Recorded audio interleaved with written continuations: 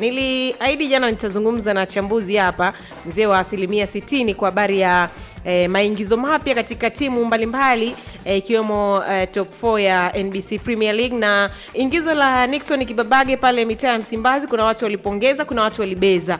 Lakini wewe kama mchambuzi, mimi kwa upande wangu mimi nimeona kama Kibabage amekuwa na matokeo chanya sana pale mitaa ya Msimbazi. Kwa upande wako chambuzi, imekaaje ingizo la Nixon Kibabage katika dirisha hili dogo la usajili kwa upande wa wekundu wa Msimbazi Simba? Unaweza kusema limeclick kwa namna moja au nyingine. Maana ukiangalia katika sehemu ambayo anacheza, kuna wengine ambaye yupo best, alikuwa best sana kwa kocha ni Anthony Mligo.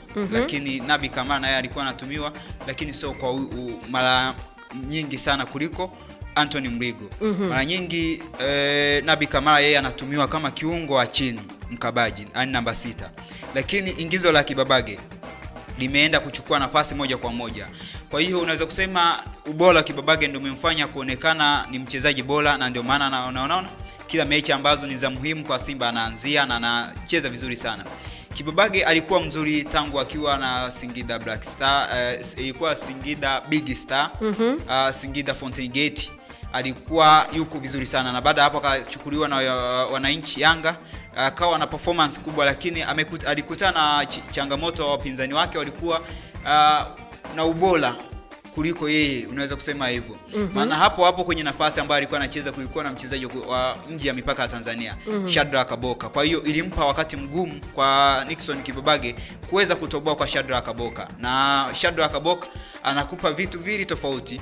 Ana hasa katika eneo la ushambuliaji, anaongezeka kwenye kuongeza ile idadi kubwa ya viungo, lakini akiamua kwenda kuongeza idadi kubwa ya washambuliaji ana uwezo na anarudi kuja kukava nafasi ya kukaba.